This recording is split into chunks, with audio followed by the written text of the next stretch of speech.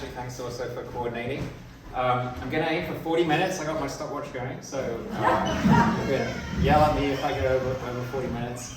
And I'm going to start, this is mostly a good news story that I'm going to tell you. I want to make you feel good, I want to make you optimistic. And I'm going to start in the oceans. You might think, well, that's weird. Here we are, Rocky Mountain front, Glacier-Two nearby, the oceans.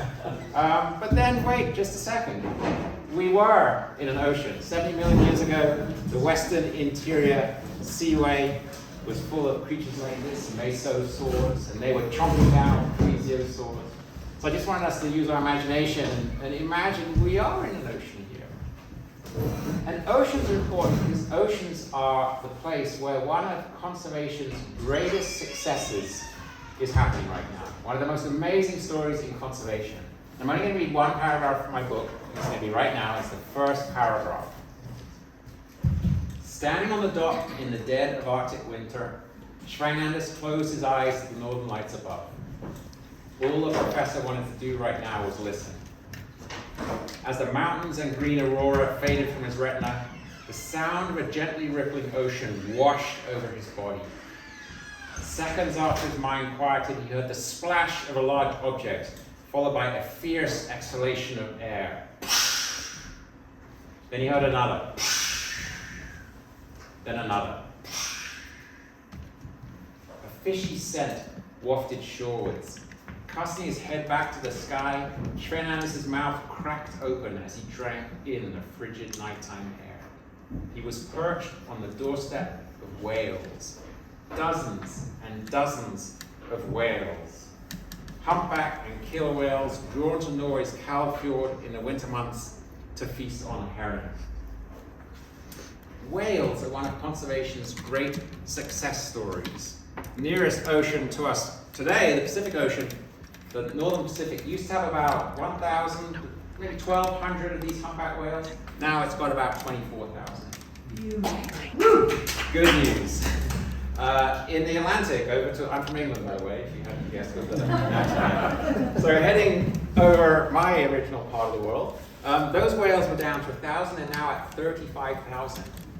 In the Western Indian Ocean, they were down to 600 and they're now at 30,000.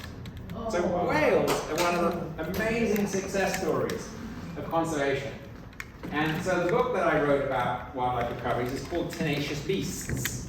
And there, my friends, is a tenacious beast. It came back. What makes you a tenacious beast is if you are facing extinction, if you're just right on the brink, and then something changes, some law, maybe it's just a public attitude, something changes, and you come racing back. That makes you a tenacious beast.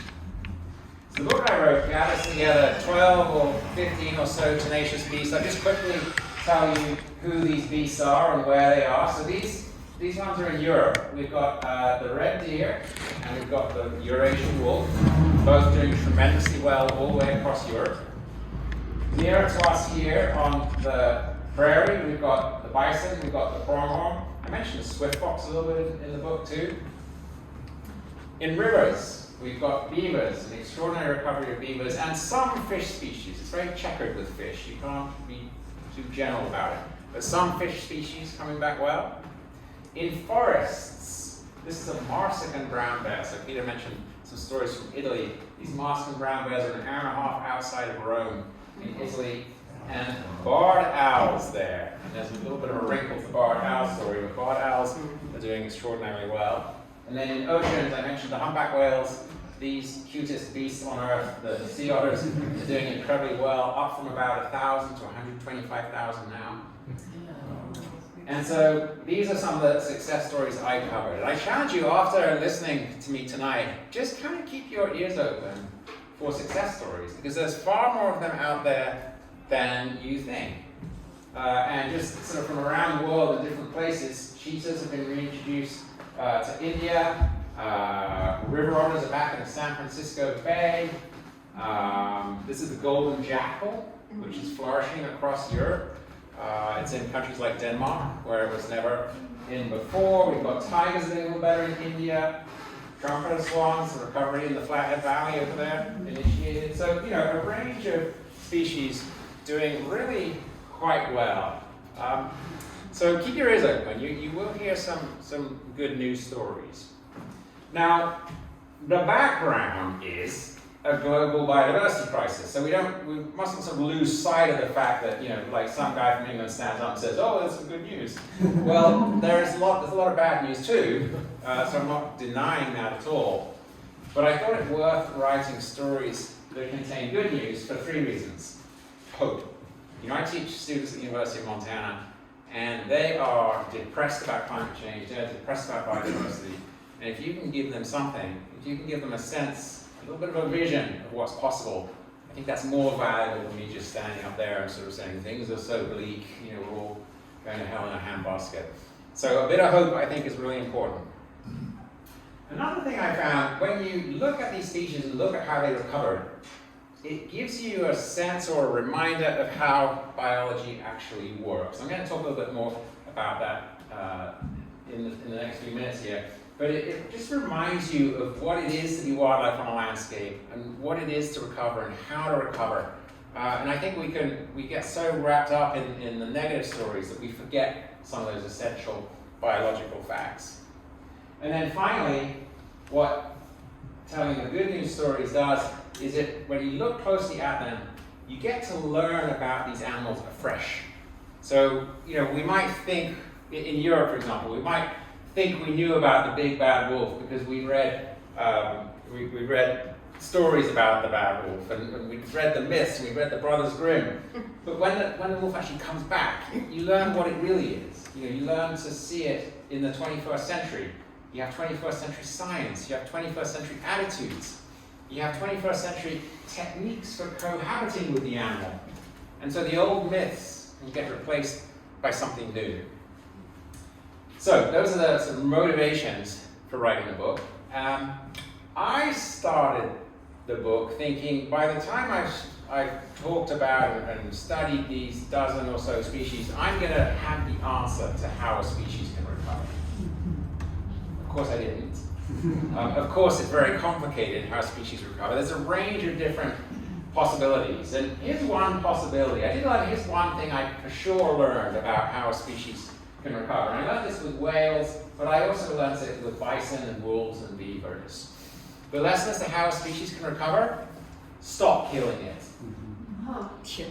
It sounds sort of trite, right? But it's actually a very accurate place to start if you want the species to recover. Literally, stop killing it. That's all we had to do with humpback whales. We had to pass a global moratorium on whaling, and they came right back.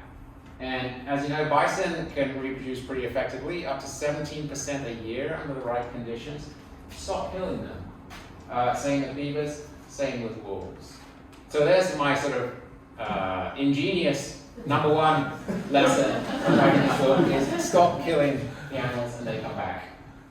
But it's not always going to be that easy. So those Marston brown bears I mentioned, there were only 50 of them in Italy for about a century. So that's like hanging on, just barely surviving.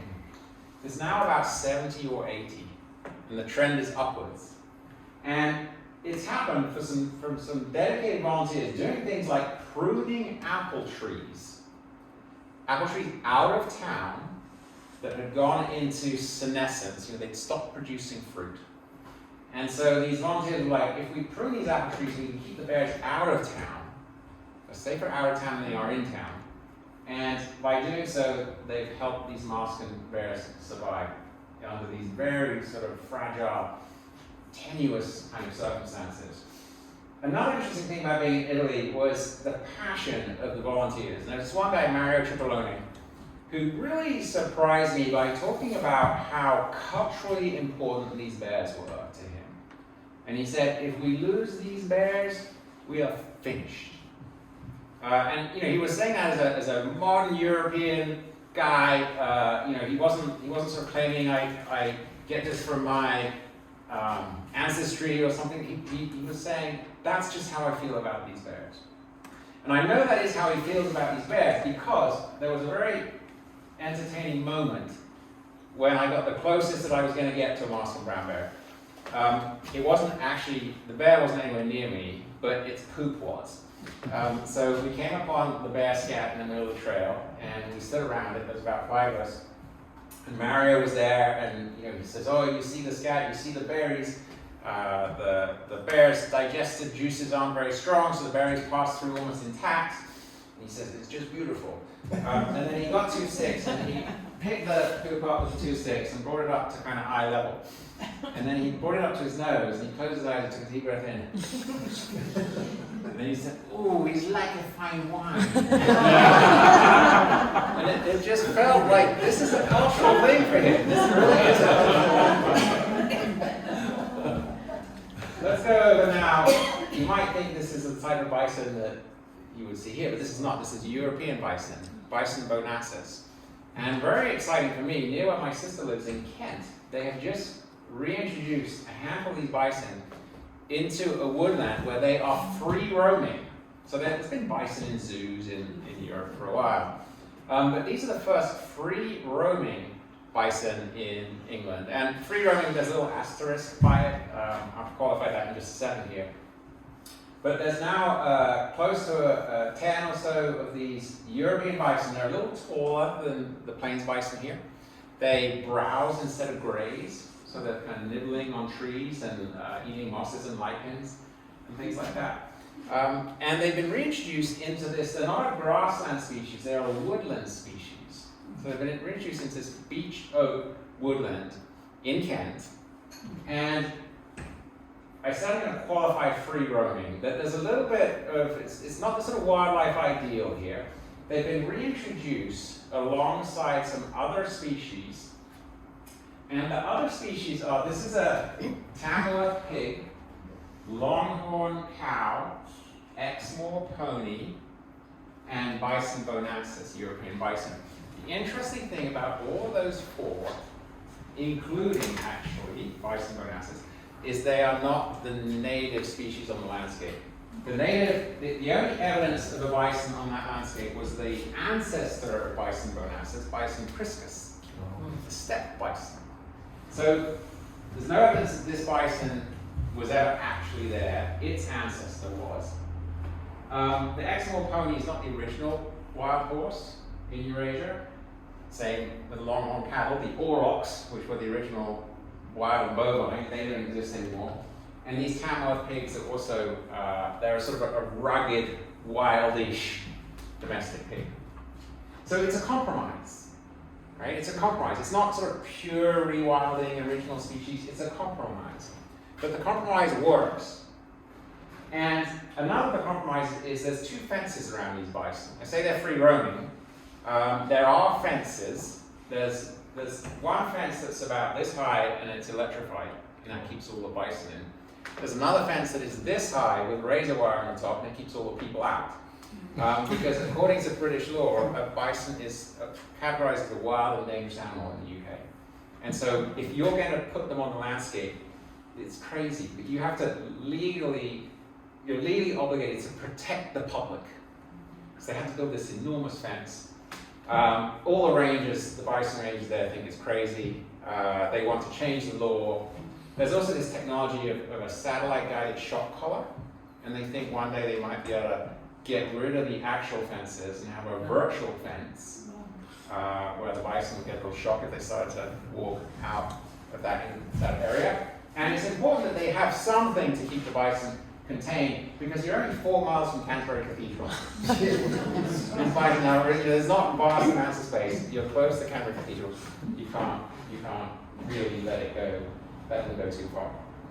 Okay, so more work, like the bears, more work than just stopping killing them.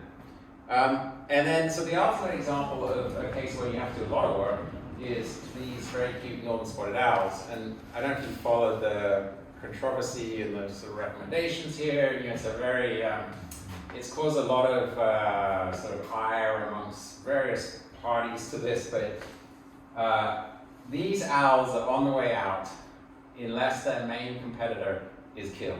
And the main competitor is the barred owl. The barred owl was made in the Pacific Northwest, probably because of human influence. And the barred owls are hammering northern spotted owls. But if you kill barred owls, they can survive. And so US Fish and Wildlife Service, about a year ago, I went out in the forest with people engaged in a study to see if killing barred owls was effective. It is, and the U.S. Fish and Wildlife Service recommended killing over the next 3 decades about 500,000 barred owls. Controversial, and in fact I just read that the Trump administration has pulled the funding for that project, so it's not clear that that project will go ahead, but very, very sort of hands-on. So I'm trying to illustrate there's a hands-off type of recovery with whales and wolves and beavers, and there's a very hands-on type of recovery with northern spotted owls if they end up recovering. So that's just a few of the illustrations, a few of the stories. I wanted to give to you, since I wrote the book a year and a half ago, 2 years ago, since then I've sort of been thinking a lot about, okay, what can I take forward from this book? So, maybe into my next work or into the things that I want to say to people when I'm talking about this book. And I want to give you 3 principles that I think are going to be important principles for the title of the talk is Tenacious Beasts in Troubled Times. Troubled times because, there's several ways you might think we're in troubled times right now. One of them might be the politics. One of them might be climate change. There's just some various things going on that might make you feel a little less confident about these recoveries that I'm trying to fill you with enthusiasm for. So, moving forward, what can we recommend for tenacious beasts in troubled times? And here are my 3 principles. Principle 1, they must live. They must live. So this is kind of a little bit of a development of the stop killing them. They must live, but it's something a little more profound than just stopping killing them. So this is a sperm whale tangled up in fishing line. The whale that is most threatened by fishing ropes and entanglement right now is the North Atlantic right whale. There's about 370 North Atlantic right whales left. Only about 70 of those are of breeding age. And because of 70 females of breeding age, because of the stressors that they are under, so noise pollution, ship strikes, dodging ropes, instead of giving birth every 2 or 3 years, they're currently giving birth every 7 years. Okay, so of those 70 breeding age females, maybe 10 a year, right, are gonna give birth, if you're lucky, right? So if 3 of them get tangled in ropes, you've got a serious problem. So they must live is a really sort of important injunction here. It's like, they have to live. Those 10 that might breed this year, they have to live. And if it's more important to have, lobster pots there, where there's technologies that allow you to have ropeless lobster pots. If we're not going to do that, we're not going to let them live, and they will die out. It seems like as simple as that. Same a little closer to home with species like this. There's maybe, no one really knows how many wolverine there are, 300 to 400 maybe in the Rockies, in the northern Rockies, something like that. Every single one counts. They must live. And I was saying it's a little more than stop killing them. Think a little bit about what evolution does for an animal. It fine-tunes it so that if you give it a chance, it will survive. It knows what to do. It has embedded in its genes the techniques, the wisdom, the instincts to survive in difficult circumstances. They want to live. They're genetically designed to live. So if we let them live, they can come back. They must live. And so this makes everything we do with wildlife that are struggling, it makes it into a, every life is important matter. So every beehive, every chicken coop, every way you can stop an animal ending up in trouble and ending up getting killed, perhaps for a public safety reason, anything you can do is going to help. So they must live is my first principle. Here's my second. You're doing all right for time. They must roam. They must be able to move. And Peter was telling me at dinner that the Alliance is starting to work on issues of connectivity on Highway 2 here. This is the famous overpass on 93 near Grey Wolf Casino, not far from St. Ignatius. The tribe has done a tremendous job there on the Flathead Reservation of making that road permeable to wildlife. And I don't know if you remember this, but when this was built, which was probably 20 or so years ago, I don't know the exact date now, but something like that. The tribe said, so the Department of Transportation said, we want to expand the road, we're bringing federal money to do this, can you just give us permission to do that? The tribe said, we will only give you permission if you understand that the road is a visitor, and this road must lend itself to the landscape, and we've been providing passage for these animals for centuries, the road must also provide passage for these animals. And the tribe, incredibly, have now got funding for a second overpass, only about 20 miles north of this one, near Nine Pipes Reservoir. And so within this short space of the landscape, you're going to have 2 overpasses. And I'm not sure if there are any other overpasses in Montana. Does anybody know the answer to that? I think this is the only one in Montana. And then there'll be a second one. So it's a little greedy of the tribe, I think, but it's a tremendous process. They must roam. Now, you don't always have to spend a ton of money on a tailor-built overpass. So I was here about 2 months ago with Mitch Doherty from Vital Ground. And those of you who know the Missoula area well, this is I-90 to the west of Missoula. These are the Bitterroot Mountains, and in the foreground, I'm kind of standing close to the mouth of the 9 Mile Valley. Does anybody know that area? And there's grizzlies in the 9 Mile, and grizzlies pop out of the 9 Mile about here somewhere. And they need to cross the river, and they need to cross I-90 to get into the Bitterroot. And there's no fancy overpass here. But there is a highway bridge with a little corner of space there. And there is a friendly landowner right there. That friendly landowner is Vital Ground. So Vital Ground owned 40 acres of this cottonwood gallery that butts right up to this space underneath I-90. And Mitch said to me when we were standing there looking at it, he said, sometimes all you've got to do is you've got to ask a DOT person with a backhoe to move a couple of boulders or take down a fence.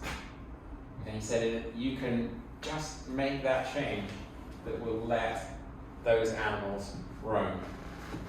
So sometimes very expensive infrastructure, sometimes very smart planning and smart purchasing.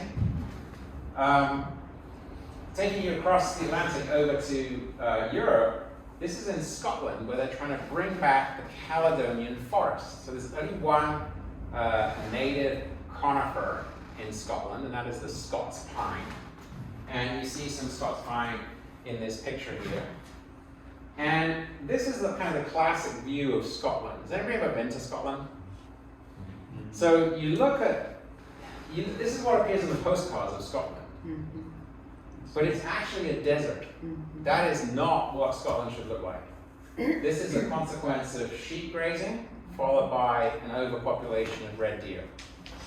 And so what people are trying to do is they're trying to bring back the Caledonian forest. You do that by killing a lot of deer, planting a lot of Scots pine, fencing the Scots pine out from the remaining deer, and you end up with the forest coming back, which will look something like that. And in the next door valley to the one I just showed you, some of that recovery is starting to happen. And in that, it's a beautiful forest. As well as the Scots pine, there's birch. They're trying to recover aspen in Scotland. You could probably help them out by sending a few aspen over there. They're trying to recover aspen. There's a tree there that I was shown this by this Scottish he was a gamekeeper, so he spent his life hunting deer. He kept saying, and there's the rowan trees, and he was saying the rowan this, the rowan that, and I thought, what the hell's a rowan tree? And it's a mountain ash, a rowan. They call them rowan, but it's a mountain ash. And they also have a berry called a bladeberry, and a bladeberry is the closest thing you can imagine to a huckleberry. Delicious. So here's some landscape coming back. This is like big scale. This is all owned by a sort of wealthy landowner in Scotland. But if you have the landscape coming back, you can have animals like this, the Scottish wildcat. The Scottish wildcat's only about this big. But it is a native feline predator. And the last 2 summers, they've reintroduced 14 and 20 of these wildcats into Scotland. The place where I was visiting, they're captive breeding them for release. And so you need that kind of landscape for this kind of recovery. But there's another recovery they're working on in Scotland too. This is the red squirrel. And do you know what the biggest threat to red squirrels are in the UK? American gray squirrels. Oh. Yeah, it's a bit of a touchy subject. But yeah, those American gray squirrels were brought over to the UK. These are really small squirrels. And they've just been outed by these gray squirrels. The gray squirrels do have a natural predator, the pine marten, but there's hardly any pine marten left in the UK. So they're trying to recover the pine marten. The gray squirrels in the UK don't have the smarts to escape a pine marten. So the gray squirrels get killed off. The red squirrels still have it genetically in them to escape the pine marten. So if you bring back some pine marten, these little guys can come back too. But I wanted to draw your attention to those red squirrels because here's a different type of restoration going on. And I unfortunately, I didn't take the right picture here because here's the landowner. He's called Hamish, and he's wearing his kilt, of course. Instead of in that previous photo where you saw those big valleys and those big landscapes, and those were tens of thousands of acres, this guy owns about 100 acres. And he owns this wood up here, and he owns these fields that slope down to the valley bottom here. And what he's telling us in this moment is that he is going to plant 6 or 8 pine trees in a line that will connect a small pine woodland in the bottom of the valley up the hill. And what was striking to me about that is to help this red squirrel, you literally plant 1 tree at a time. You don't restore a whole landscape necessarily. You put a tree and you follow it with another tree and you create a line so these red squirrels can make it to connect these 2 habitats. So the connectivity, I don't know, to me this was kind of a moment. It was a little bit of a British moment, I guess. Stuff happens on a small scale often over there. But here was a guy passionate about planting 1 line of trees to help this species recover. And then a little later on, I was on a different Scottish landscape, and they're planting these, they call these seed orchards or seed stands, just little rectangles. Here's another little rectangle of native plants. They just put them in the middle of a field, let them go crazy, and those will spread native seed back onto the landscape over time. So small, just like I said when I was saying they must live, they must roam can be done landscape scale. It can involve tens of millions of dollars building giant overpasses, or it can involve little seed orchards or individual pine trees to help them roam. You can take that lesson to the oceans, and you can look at the kind of technology available today, like tracking the migrations of great whales. So you can see this is a map put out by the World Wildlife Fund. You can see the migrations of the great whales from Antarctic waters up into the tropics, and from those mid-latitudes up into the Arctic. And I met a scientist in Tromsø in Norway who is studying these movements and then trying to figure out where are the key spots to preserve so that those whales have good feeding grounds on the way through those migrations. So this is like smart science using good technology that's figuring out, you're tracking these animals, you're figuring out what they need and where they need it so that you can let them roam, so that you can let them move. And with climate change bearing down on us, they have to be able to move. They have to have some flexibility to get where they need to go. You can say the same with birds, and I was hoping this would have Wi-Fi in this building here, but if you go to this Audubon site, you can, they've got these incredible graphics where they track individual birds on their migrations, and you can see them pouring down here on this migratory corridor. This one's the buff-breasted sandpiper that's heading down to Brazil and Uruguay. If you can protect those particular bits of habitat that are essential to that bird as it moves, and we've got Freeze-Out Lake down here for those snow geese. Those tiny little sections, if you can protect those, then you can help this recovery happen. So let them roam. Make sure that the landscape is the right landscape. So make sure the forest has the different successional stages in it. Make sure that the climate refuges, the places that have a little bit more resilience to climate change, make sure those are protected. Good science that's emerging all the time is going to help us allow these animals to roam. So, they must live. They must roam. Those are my first two principles. And my next one is, we must change. They must live, they must roam, we must change. Now, part of what I'm saying here is we must change so that we stop killing them, and so that we manage our land in a way that they can roam through that land. That is part of what I'm saying. But the other part of what I'm saying is we have to think differently about wildlife. So I'm a philosopher by trade, that's what I teach at the university. So my currency is ideas. And we have to have different ideas about wildlife. We have to think about them differently. Let me illustrate that with a couple of species. This is the Milltown Dam State Park. So Milltown Dam is a dam outside Missoula that got taken down about 12 years ago. This is a beaver dam in the place that Milltown Dam stood. Whoa. So that's like, oh, interesting. The human dam comes down, the beaver dam goes back in there. And of course the manager of the park's delighted to see that beaver down there, because the beavers know how to restore a landscape. They know how to build in such a way that it increases water retention, and it increases the diversity of the landscape. The dams provide some filtration of any, let's say, ash that ends up in the river after a fire. The water that beavers help store becomes a fire break. So there's all these services that beavers offer for us.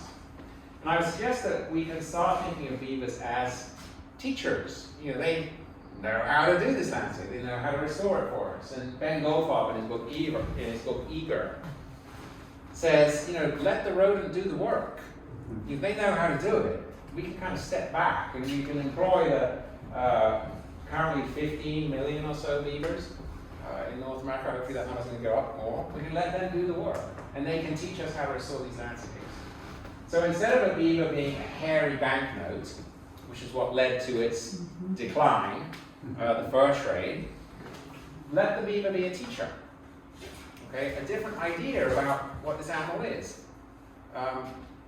We must change. We must change how we think about this animal. Here's some sperm whales, and you know what they're doing? Yeah, they're having a poop. And in pooping in the water, they are fertilizing the water. They're encouraging plankton blooms.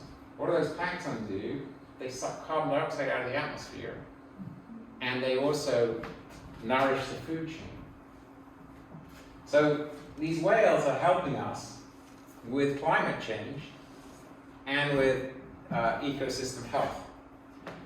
So why do we think these whales, instead of thinking of them as large blubbered bodies full of oil, which fortunately that attitude is mostly in the past, we can think of them as allies in the climate change battle. So beavers as teachers, whales as allies. You've got to just think differently about animals. Think about them in different ways. I love this picture, and I just love talking to people about bears, but I think when you come up to East Glacier and you talk to people about black bears, you're probably thinking, black bears, you know, not so dramatic or interesting. But this was an interesting black bear, because you can see the tree it's in. It's actually a Norway maple, which is a street tree in Missoula. And shortly after this picture was taken, the bear climbed out of the tree and walked across Arthur Street onto campus. So this actually happened to be move-in day for the students. It was the end of August in 2022. You can see a student back here with their book bag heading somewhere. This was 2022, very poor berry crop. Bears poured into town. Jamie Jonkel estimated there were between 150 and 200 black bears in town that fall. What was interesting about those black bears in town is for the month they were in town, there was not a single negative encounter. Not one. No one got scratched, no one got hurt, nothing. And just to get a little bit personal, if I may, but it illustrates a good point here. That summer, my wife got attacked and put in hospital by a dog. She was attacked by a dog at work. And ended up having 28 stitches. It was a horrible experience. Now, my point, when I say these black bears didn't bother anybody and there was a horrible dog attack, my point is not to say, oh, you're better to have a black bear in your living room than you are to have a dog. That is not my point. but my point is that when I think of the mental energy I have put into sort of fearing black bears or, trying to be ready for black bears, and I compare that to the mental energy I have put into trying to be ready for a dog attack, I think in one case I was wasting my time, almost wasting my time, because for the, it's not that black bears won't ever attack people, but in terms of what you need to be worried about, if you live in a place like Missoula, you need to be worried about getting attacked by a dog more than you need to be worried about a black bear. So just thinking differently about these animals. This was the following year in Missoula, where not quite as many bears in town, but that's just off campus. These people are all on campus here. Now, if you are going to change your attitudes about animals, so change attitudes about beavers, about whales, about bears, you have to be pragmatic. You have to do stuff on the ground. And all of this work with cohabitation, kind of work that people in carnivores do and other environmental groups do, all that work helps. And I don't know if any of you know Lisa Upson of People and Carnivores. I spoke to Lisa recently for a story I was writing, and we were talking about changing attitudes. And Lisa said, I don't think I'm out there to change people's values, but I am out there trying to give people options. And if I give them options, they might think differently. I just thought that was really sage advice. She's not preaching to people. She's just saying, here's some options. Maybe you can cohabit with this predator. Maybe there's a way to make this work. And so pragmatic action on the ground is going to help. When you help people, she said, that can open their minds. So attitudes gradually change. We can gradually come to think about animals differently. And just to touch back on England and the UK, so when I grew up in England, I've been in the United States now over 30 years. When I grew up in England, the most striking animal I was going to run into in the woods was a bunny rabbit. Pretty striking, right? I could maybe see a fox, but basically bunnies and foxes. My sister's kids could see bison. They can see beavers. The bison reintroduction has inspired moves towards reintroducing what we call moose over here. They call those elk. Kind of crazy English, British thing, but they call those elk. And hopefully, this is not a Scottish wildcat, this is a Eurasian lynx. So the Scottish wildcat back, and soon, hopefully, if those landscapes come back, Eurasian lynx. So this has taken 30-ish years. when I was thinking about the mental energy I put into worrying about black bears, and then my sort of gradual appreciation that I don't have to be as worried about black bears as I was when I got here, that took at least 2 decades. So we are talking about decadal timescales. So it doesn't happen at once. Changing how you think about animals doesn't happen at once, but it can happen over decades. And I want to end with a story. I'm right at 40 minutes, so I have to talk fast so I don't go too far over 40 minutes. Oh, Just take your time. Thank you. So this is a story from here. And to me, this is just the best illustration of an attitude towards animals that is perhaps different from the one, certainly from the one I've ever had. And it was taught to me by a friend who works for the Wild Rockies Field Institute. And they were bringing students up here to meet people here in the community, meet people in Browning, and then to go on a backpack trip. They had one trip in Glacier and one in the Bob Marsh. So this particular day, this is how my friend told me this story. This particular day, they had their bear spray training in the morning. So they were all like, spraying bear spray and getting kind of nervous about going into the Bob Marshall because these students come mainly from East Coast cities. It's a big deal to come and do this trip. So a little jumpy, a little sort of nervous about what was going to happen over the next week or so. In the afternoon, they sat and chatted with a Blackfeet tribal member about living on this landscape. So the tribal member did their talk and just told them about what it was like to be up here. And then said, anybody got any questions? And immediately one of the students put their hand up and said, so you live around grizzly bears here, right? And the tribal member said, yeah, certainly, we certainly do. And the student said, well, I mean, are you scared, like living around grizzly bears the whole time? It must be awful. And the tribal member said, you're asking, are we scared? And the student said, yeah, I mean, are you scared? I mean, grizzly bears, they're grizzly bears. And the reply was, grizzly bears? Oh no, we're not scared. We believe grizzly bears protect us. So that's where I wanted to end. And I'm happy to answer any questions you might have.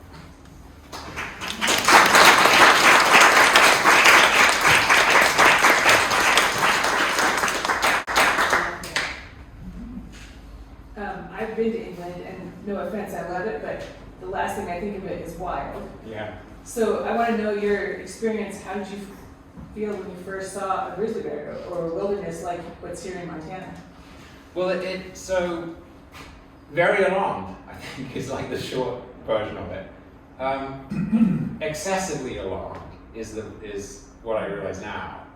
And I've had English friends come over and visit, and I recognize in them how I felt when I came here.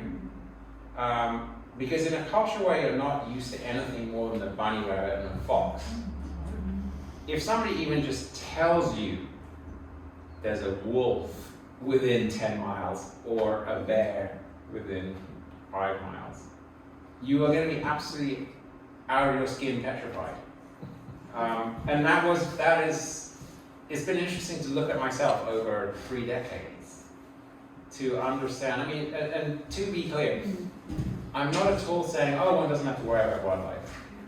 You know, of course one has to worry about wildlife and be respectful of it and take your bear spray everywhere. Of course you do. But the amount of mental energy that is put into worrying about wildlife that doesn't need to be put into it is extraordinary. So I mentioned that they're talking about reintroducing lynx into the UK. People are worried about lynx eating children. And the Scottish minister, the Premier in Scotland a couple of months ago said there will be no lynx in Scotland while I'm Premier. And the countries in Europe where lynx have been reintroduced, they've been reintroduced into Poland, for example, and the biologists in Poland say, oh yeah, we release them, we just never see them again. They don't bother anybody. But to hear that Scottish Premier say, no way we're gonna have lynx in Scotland on my watch, because they're gonna be eating children and sheep and whatever. They have this overpopulation of these red deer, and the lynx are gonna eat the fawns of the deer. That's what they're gonna want to eat. So yeah, it's a culture that has not encountered anything like that, and it will take years for them to change. But I hope they do. I mean, the exciting thing is, there's a lot of people advocating now for change. Didn't somebody release some links? Yeah, recently, just within the last about 3 or 4 months ago. Yeah. They got 4 lynx, which were probably from some kind of captive situation. They dumped them out on the side of the road with some popcorn or something. Oh. And the lynx just kind of sat there and ate a little bit of it, and then they didn't know what to do because they weren't. They had no skills, so they were recaptured. One of them died in the recapture. And that's happened here with people releasing wolves that are raised by humans and then getting tired of them and turning them loose. Yeah. They don't last. Yeah. Probably hybrids. Yeah.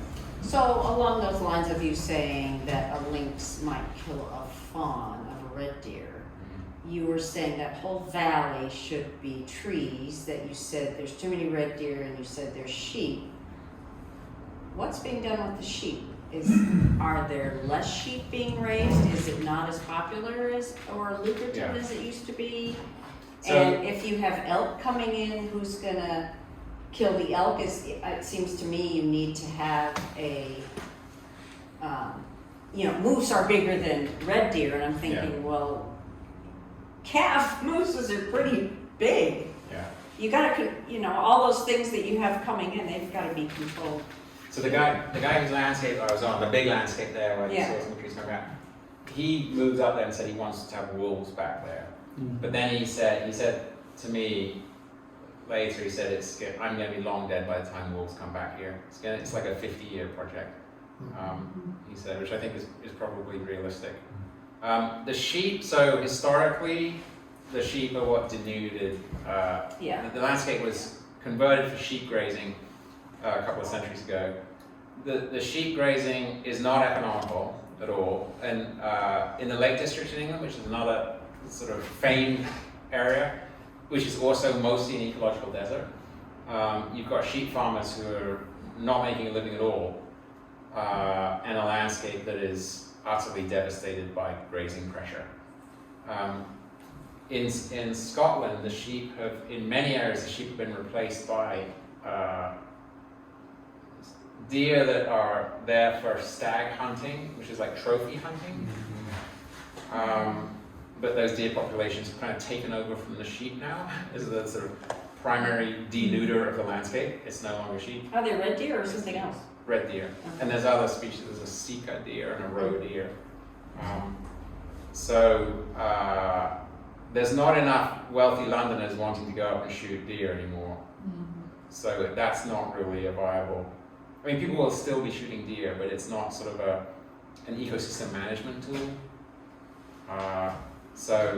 It involves fencing, and the guy that took me out into those valleys in his Land Rover, he said, well, I got to stay here tonight because there's 3 deer I need to shoot that have got behind this fence that I know.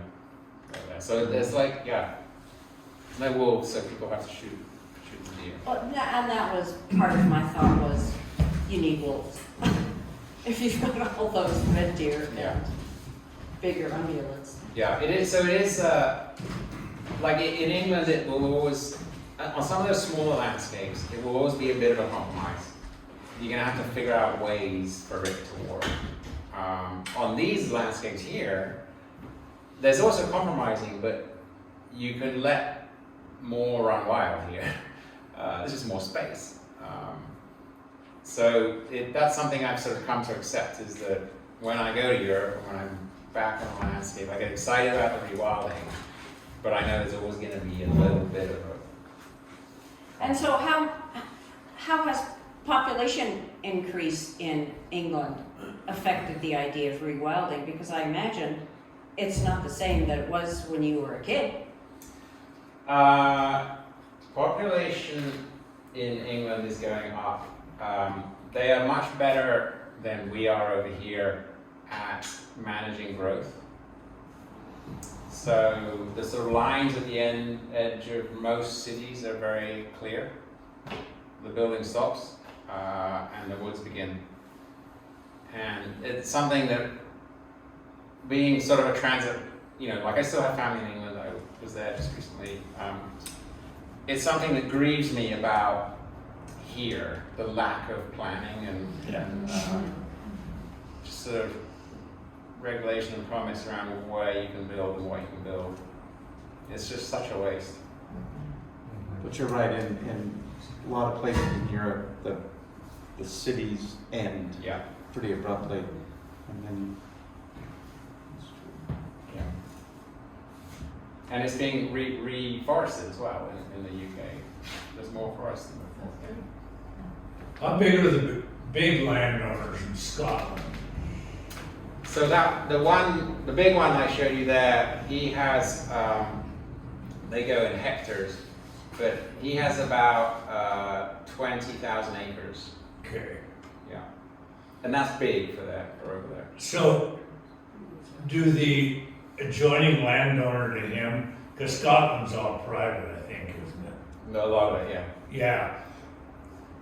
Do they get along well enough to make things happen, to make things change? So this is a good question. So the guy who wants to put wolves in, he has said, I'm going to need 3 neighboring landowners to be on board with me for this. That was basically what he was saying. He needs that space, and so he needs other landowners of the same mind to make that happen. Are they changing the way of thinking about wildlife? I know the red deer is huge. I mean, that's mainly what Scotland's all about, isn't it? It's a sort of iconic. And is there a lot of bird hunters over there? Yeah, too? grouse hunting. Grouse hunting. And Huge, I red think. deer. Yeah, but it's changing. There aren't. So that was always. There's a whole kind of class thing going on in England as well. It was mostly wealthy people from south of Scotland coming up to Scotland to shoot a stag or go grouse hunting, and that's sort of falling out of favor a little bit. And so things are actually changing, and the amount of landowners who want to bring the forest back and want to see more wildlife, and the amount of people who want to go up and see that, all of that's increasing. It is a real change. People want wildlife, Yeah. People get excited by it. And they don't want to have to travel to North America or to Asia to see exciting animals. They want to see it at home. And so that's been a really heartening change for me when I go back, is that attitudes are changing. You can change even the most stodgy, uptight cultures, like the British culture, they can change. how does it work? Because you don't have like the mass amounts of public land that we have in the West. It's all pretty much private land, right, that you're dealing with? Yeah, so some of the private land is owned by conservation organizations. So those bison are on land that is owned by something called the Kent Wildlife Trust. But even those conservation organizations are not massive landowners. They're not like the federal government over here. So it's always going to be cobbling it together. Okay. You've got to have willing private landowners. Is most of Europe like that? It's a little different, I think, when you get into Scandinavian countries. But in the UK, France, Germany,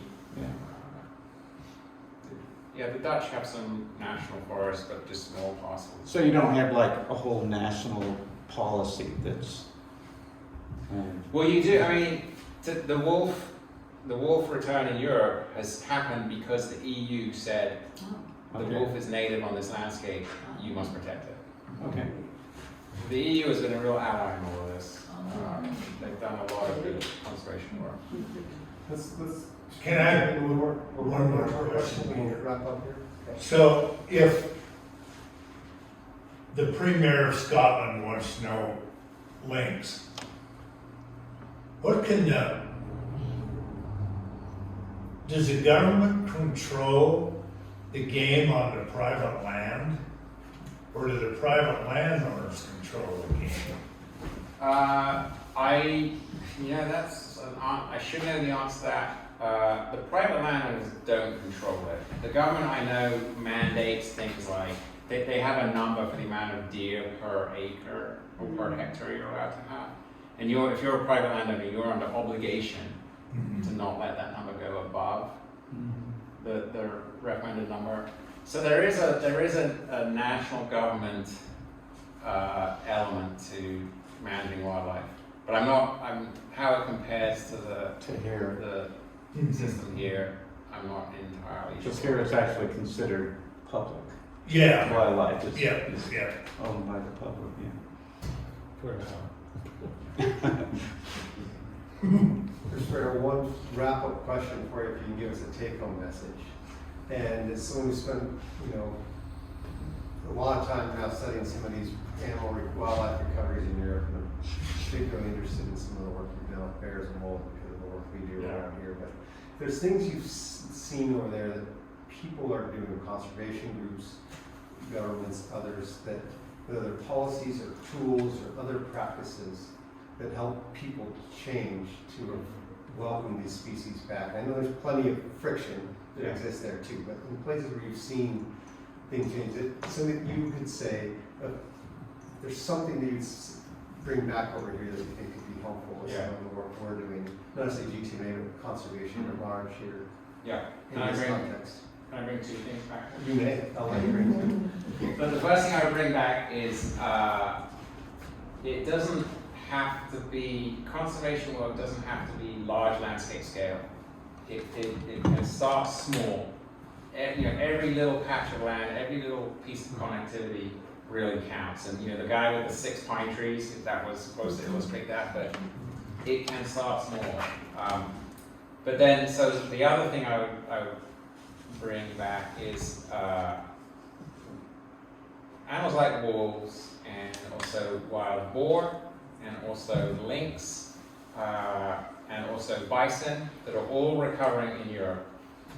It has happened on the back of two things: strong government support for the people who are mostly affected by it. So compensation schemes that work are important, and also proactive schemes. So before wolves came to the Netherlands, you could apply for government money to build electric fences and to wolf-proof your landscape before the wolves got there. And so having that sense that the government had your back is really important.